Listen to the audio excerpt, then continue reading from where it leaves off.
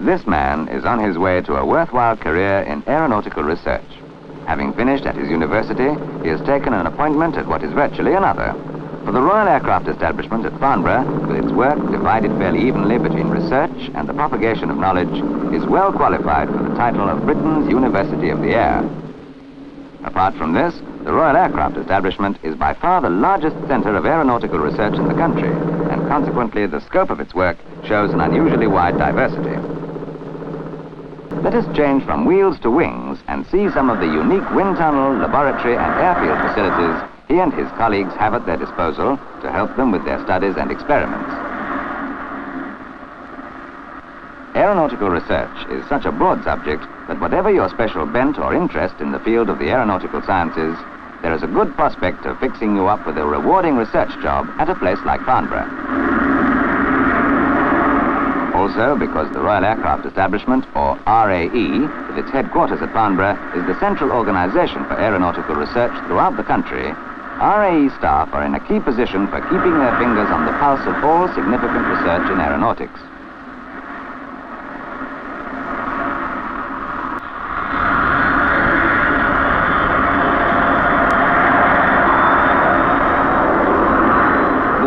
The RAE's complete scientific coverage of the whole of aeronautics, that is, the study of the whole aircraft, cannot be too much emphasized. It covers the aerodynamics of the aircraft, the structural problems such as fatigue testing,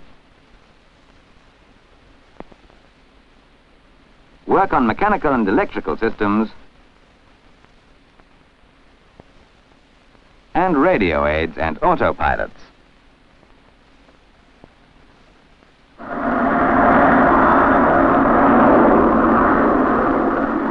An aircraft must be satisfactory as a whole, and this requires that people working on different sides of aeronautical research keep constantly in touch. At RAE, this is achieved by people knowing one another and the different departments being in a position to know what the others are doing. There is a team of 500 people with first and second class honours degrees, 700 with other academic qualifications, and a supporting staff of 7,000. This enables us to do two things: the basic research, looking to the aeronautics of the future, and we hope to indicate in this film what a varied future it is, and the work as consultants in aeronautical science to all the producers and users of aircraft at the present time. For example, the engine icing problem on the Britannia is an instance of the sort of rush job we often have to take on to help put right some major defect.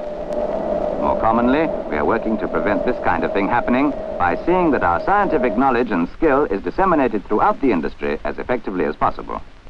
To do this, the work of our staff is divided, rather like that of university staff, between research on the one hand and propagation of knowledge on the other, each of these activities helping the other. Fortunately, our equipment is particularly suitable for doing both jobs.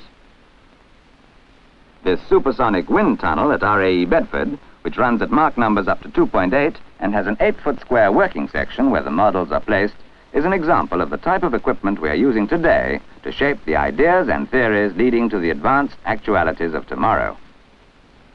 Not only is this a magnificent facility for the testing of models of actual aircraft designs, it also has special properties which add to its value as a research tool, the principal one being automation.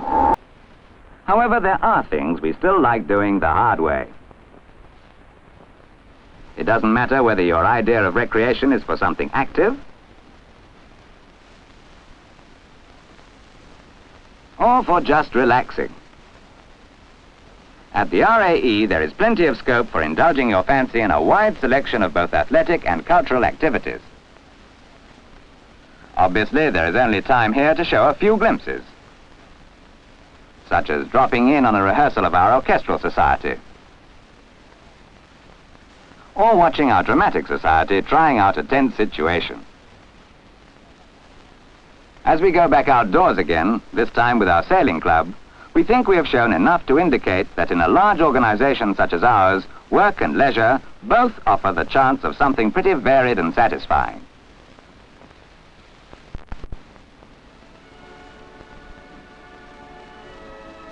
So, from sails to sailplanes, a fitting conclusion to our film as history repeats itself in the Farnborough skies and members of our gliding club explore the principles of soaring flight like other Farnborough men before them, Cody, Geoffrey de Havilland, and many others who used this same Farnborough airfield to carry out their early experiments in Farnborough's own special medium, the air.